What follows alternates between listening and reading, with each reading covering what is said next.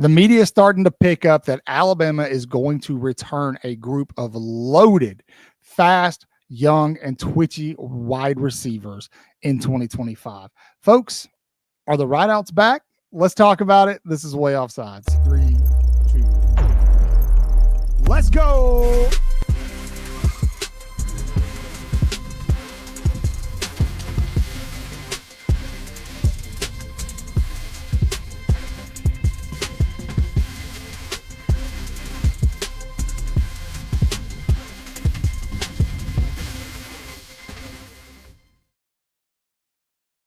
Good morning, good afternoon, good evening, whatever the case may be. A big Roll Tide to you. Welcome in. This is Cotton here. Let me hear you sound off in the comments section below. Beautiful. Go ahead and leave a big Roll Tide down below in the comment box. Let me know where you're watching from. While you're there, go ahead and subscribe, hit the notification bell, do all the things so that you don't miss a beat. Obviously, those of you who are members of the channel or are sub to the channel, you saw earlier today some recruiting news regarding Jyra Edwards. We're going to be covering a ton of more recruiting news as the weeks progress, as we get closer to December, as well as start looking at the 2027 class. We already had four-star edge Jabarius Garor on and did an interview with him. Be sure to go check that out when you're done here. But we're 14 days removed from college football. The Alabama Crimson Tide in 14 days, 13 days and asleep, will head down to Tallahassee, Florida to take on the 2-10 Seminoles of last year. I don't have much to say about the Seminoles, except that I don't expect them to have gotten better magically over one offseason, better enough to where this could be a competitive game. But all that aside, Alabama is sneaky good, sneaky good. And despite the bravado online from FSU fans, I think most people are starting to see it, or they already know it. A lot of the trusted analysis and experts in our field are already kind of, they're talking about specific players that when you start to look at the roster, you look at these names and you're like, wait a minute, man, they are absolutely loaded. One of those names recently, like guys like Clint Lamb have been talking about Isaiah Horton a lot. It's a name that we all know, but do we really know the impact a kid like that is going to have on the Tide, specifically at the wide receiving position? We don't, because they're not playing yet, but we can speculate. And that speculation is extremely positive. So much so that when you look at Isaiah Horton, obviously Ryan Williams, and the rest of what Alabama returns in this wide receiving core, it is going to be a tough task for FSU to keep these guys riled in. And we may be looking at a new version of the famed, the legendary rideouts. Now, that's a big statement. I get it, but bear with me, because Alabama this year, obviously, we're going to talk about Ryan Williams last. I know people love Ryan Williams, but everybody knows how good Ryan Williams is. Everybody knows what to expect from Ryan Williams. What about the other guys? What about the rest of the wide receiving room? Well, when you start to look at it, going through the position group, the name that pops off the page to me immediately is Isaiah Horton. Horton comes in from Miami, and a lot of folks don't necessarily they don't know him, but I've gone back and watched some footage of Miami down there when he was there. And obviously he had Cam Ward throwing to him, so he looked fantastic, right? But when you watch what he was able to do in spring, summer ball, things like that, Isaiah Horton could be a super supplementary piece to Ryan Williams. He will be, actually. Horton is a different kind of wide receiver. Williams is shifty. You're going to get those circus catches from Ryan Williams. The kid's got crazy hands and focus. Isaiah Horton reminds me of some of these old school wide receivers that Alabama had. Julio Jones. So I'm not saying he's as good as Julio Jones. I'm just saying in terms of his playing style and what he looks like, what he physically represents. The redshirt junior is 6'4", 208 pounds. So he's a big-bodied wide receiver. Obviously, Kalen DeBoer and Ryan Grubb love big-body wide receivers. If you followed recruiting, you know what I'm talking about. I mean, some of these wide receivers that these guys are bringing in are absolutely insanely. I mean, they're just big guys. So we look there. Obviously, Mbakwe has been turning some heads at the wide receiving position. It's still kind of in the air what that's going to look like for him. I don't have an answer for you. I'm going to be honest. Just the room is so deep. It's hard to really understand at the wide receiving position where Mbakwe is going to fit, but we'll see how that works out. He's going to get some playing time, absolutely, 100%. But you've got Ryan Williams, who, again, we all know what Ryan Williams can do. Not Jeremy Bernard. That's who we're going to talk about next. Isaiah Horton, who comes in and makes an immediate impact in the spring, throughout the summer, and now in fall camp, and has made a name for himself. And then Mr. Shorehand, Mr. Reliable, Jeremy Bernard, who's been with Kalen DeBoer for years, the senior, 6'1", 204 pounds. I've done videos talking about Bernard before. If you watch Bernard back in 2024, he really came on late towards the end of the season. You could see there was some comfortability developing there between him and Jalen Milroe. I think that in a lot of sense, Milroe, when he got into trouble last year, he looked for Ryan Williams, whether he was open or not.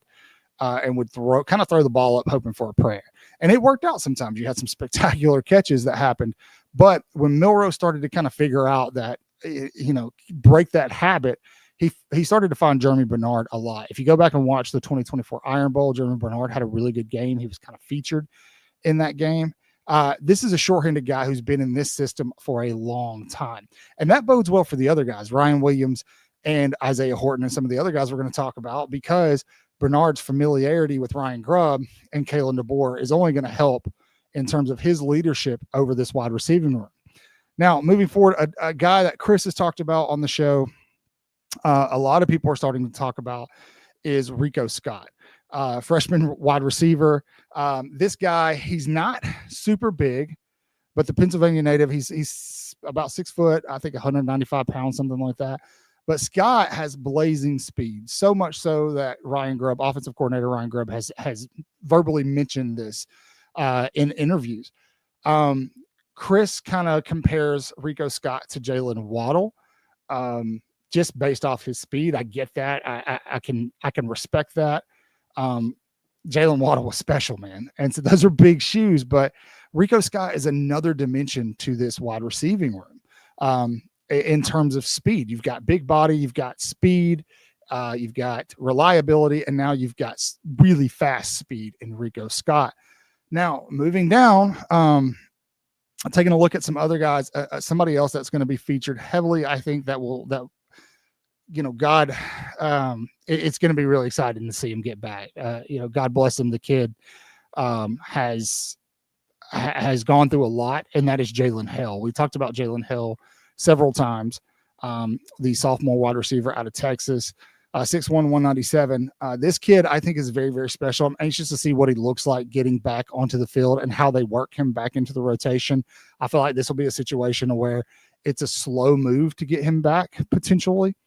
Not to say that he can't make an impact. I just feel like with his injury, the severity of it, that's a situation where, you kind of want to take that one easy and just see how he works through it. Now, I mentioned earlier in the video, Alabama is very young at the wide receiving position. They are extremely young. They brought in a pretty fantastic class last year. But some of the guys that are already there, Aaron Hampton is going to be somebody that you're going to want to watch for. This is a smaller guy, 5'10", I think, speedster type guy, but somebody I'm really excited about and everybody's excited about, and I think he's going to work his way into the rotation somehow, is Latsier Brooks, wide receiver, 5'9", 191, another smaller guy, but 3-star recruit coming out of high school. I think he got up to 4 stars, could have easily been a 5-star. I think maybe his size is what kept that from happening. But Latsier has been the talk of the town since he got into Tuscaloosa. The guy is another Ryan Williams-esque type guy, making circus catches, going up, climbing the ladder, high pointing the ball. Going to be an exciting wide receiver for Alabama. So just those names right there.